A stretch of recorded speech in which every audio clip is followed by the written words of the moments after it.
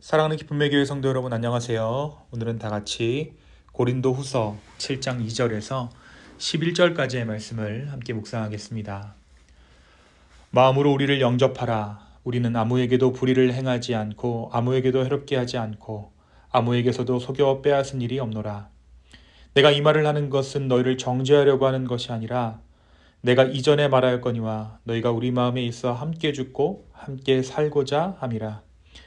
나는 너희를 향하여 담대한 것도 많고 너희를 위하여 자랑하는 것도 많으니 내가 우리의 모든 환난 가운데서도 위로가 가득하고 기쁨이 넘치는도다. 우리가 마게도냐에 이르렀을 때에도 우리 육체가 편하지 못하였고 사방으로 환난을 당하여 밖으로는 다툼이요 안으로는 두려움이었노라. 그러나 낙심한 자들을 위로하시는 하나님이 디도가 오므로 우리를 위로하셨으니 그가 온 것뿐 아니요 오직 그가 너희에게서 받은 그 위로로 위로하고 너희의 사모함과 애통함과 나를 위하여 열심히 있는 것을 우리에게 보고함으로 나를 더욱 기쁘게 하였느니라. 그러므로 내가 편지로 너희를 근심하게 한 것을 후회하였으나 지금은 후회하지 아니함은 그 편지가 너희로 잠시만 근심하게 한 줄을 알미라. 내가 지금 기뻐함은 너희로 근심하게 한 까닭이 아니요 도리어 너희가 근심함으로 회개함에 이른 까닭이라. 너희가 하나님의 뜻대로 근심하게 된 것은 우리에게서 아무 해도 받지 않게 하려 함이라. 하나님의 뜻대로 하는 근심은 후회할 것이 없는 구원에 이르게 하는 회개를 이루는 것이요 세상 근심은 사망을 이루는 것이니라. 보라, 하나님의 뜻대로 하게 된 이 근심이 너희로 얼마나 간절하게 하며 얼마나 변증하게 하며 얼마나 분하게 하며 얼마나 두렵게 하며 얼마나 사모하게 하며 얼마나 열심 있게 하며 얼마나 벌하게 하였는가. 너희가 그 일에 대하여 일체 너희 자신의 깨끗함을 나타내었느니라. 아멘. 우리가 계속해서 우리 고린도 후서 말씀을 아침마다 함께 묵상하고 있습니다. 우리가 어제 말씀 고린도후서 5장 11절에서 21절의 말씀을 통해서 바울이 사도의 권위가 자기 자신에게서 비롯된 것이 아니라 그리스도의 사랑에 붙들린 데서 나오는 것임을 그 말하는 귀한 고백을 우리가 함께 나누었죠. 그리고 그리스도의 죽으심과 부활 안에서 우리가 새로운 피조물이 되었고 화목하게 하는 직분을 맡은 대사로 부름받았음을 우리가 함께 나누었습니다. 이어지는 고린도서 6장은 바울이 하나님의 은혜를 헛되이 받지 말고 지금이 바로 구원의 날임을 강조합니다.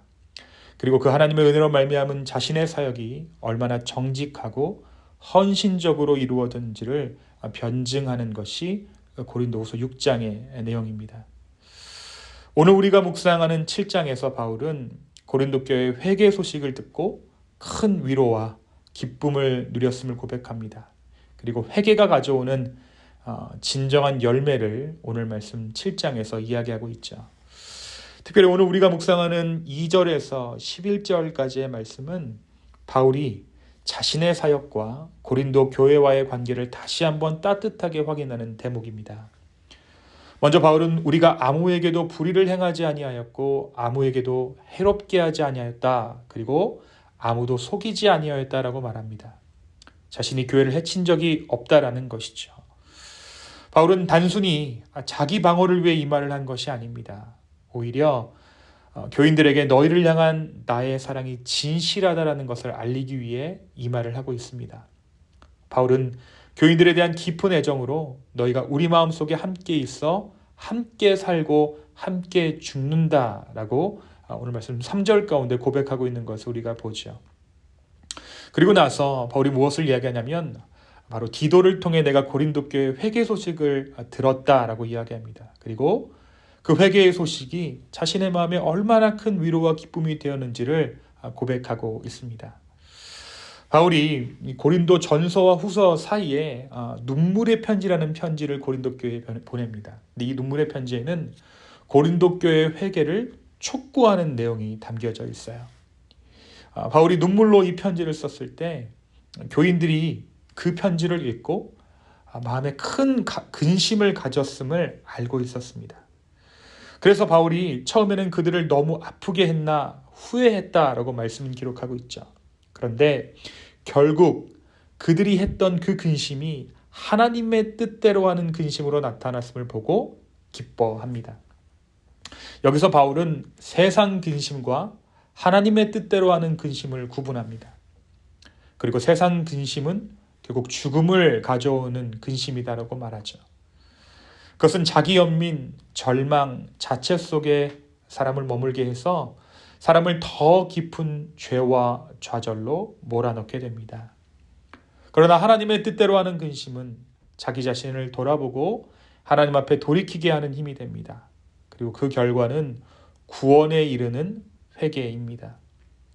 바울은 고린도 교인들이 보여준 회개의 열매를 구체적으로 칭찬합니다.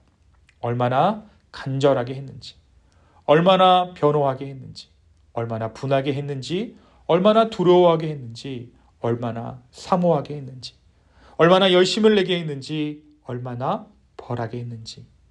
이것들을 하나하나 언급하면서 그들의 회개가 단순한 감정적인 후회가 아니라 실질적인 변화와 의로움으로 이어졌다라고 바울은 이야기합니다. 그러니까 고린도 교회의 회개는 단순히 내가 잘못했습니다라는 그러한 고백으로 끝난 것이 아니라 사랑을 회복하고 진리에 대한 열심을 되찾고 정말 죄를 미워하고 공동체 안에서 다시금 하나님 앞에 서려는 몸부림으로 나타났던 것입니다. 그래서 바울은 그들의 회개가 진짜였음을 확인하며 기뻐합니다. 사랑하는 성도 여러분, 오늘 말씀은 우리에게 무엇을 말해주고 있을까요?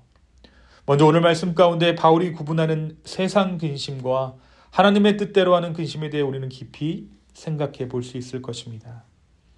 우리는 불완전한 세상을 살아갑니다. 불완전한 삶을 살아간다고 할 수 있죠. 세상이 예수님 다시 오시기 전까지 불완전한 세상일 뿐 아니라 우리 역시 죄된 육신을 입고 있기에 우리의 삶은 언제나 불완전합니다. 이 불완전한 삶의 현상 가운데 하나가 바로 근심이죠. 그래서 사람이 태어나서 죽는 그날까지 근심이 전혀 없는 삶은 있을 수 없다라는 것입니다. 그런데 근심이 다 같은 근심이 아니라는 거예요. 바로 오늘 본문에서 그 중요한 차이를 가르치고 있습니다. 구원 이전의 근심과 구원 이후의 근심, 그리고 신앙에 대한 그 근심은 그 뿌리부터 다르다라는 것입니다. 세상 근심은 어떻습니까? 결국 자기 연민에 빠지게 합니다. 사람을 절망 가운데 두게 합니다. 두려움으로 사람을 갉아먹고 결국 죽음에 이르게 합니다. 그런데 하나님의 뜻대로 하는 근심이 있어요. 신앙에 대한 도전일 수도 있고 하나님께서 우리에게 주시는 질책일 수도 있습니다. 그런 것들은 우리의 삶 가운데 당장은 근심하게 하지만 결국에는 하나님의 은혜 가운데 우리를 자유하게 합니다. 그래서 바울은 고린도 교인들의 근심이 결국 회개로 이어졌다는 사실을 보고 기뻐했던 것입니다. 이 하나님으로 인한 근심은 사람을 새롭게 세워가는 그 능력이 있기 때문입니다. 사랑하는 여러분, 오늘도 우리는 근심할 수 있습니다. 하지만 우리의 근심은 회개를 향한 근심이요, 하나님께서 주시는 선물과도 같은 근심을 잊지 않는 오늘 하루 되기를 소망합니다. 하나님께서 주시는 근심은 늘 답도 함께 허락해 주시는 근심입니다. 이 사실을 깨달아 내 삶에 하나님으로 말미암은 근심을 오히려 감사할 수 있는 저와 여러분 되기를 예수님의 이름으로 축원합니다. 두 번째, 오늘 말씀은 바울의 기쁨, 사역자의 기쁨에 대해서 말합니다. 바울은 고린도 교회가 자신이 쓴 눈물의 편지로 인해 회개했다라는 소식을 듣고 정말 마음 깊은 곳에서부터 기뻐했습니다. 처음에 그는 그 편지가 교인들에게 너무 큰 아픔을 주었을까 걱정하며 잠시 후회하기도 했다라고 오늘 말씀 가운데 토로하죠. 그런데 그 근심이 단순한 상처로 끝난 것이 아니라 하나님 뜻대로 하는 근심이 되어 진정한 회개로 이어졌음을 보고 안도하며 바울은 기뻐합니다.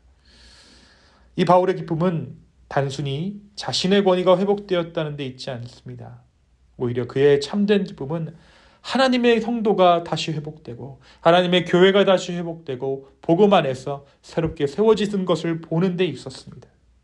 그러니까 이 바울의 기쁨은 자기 자신이 아니라 공동체의 구원과 변화로 인한 기쁨이었다는 것이죠.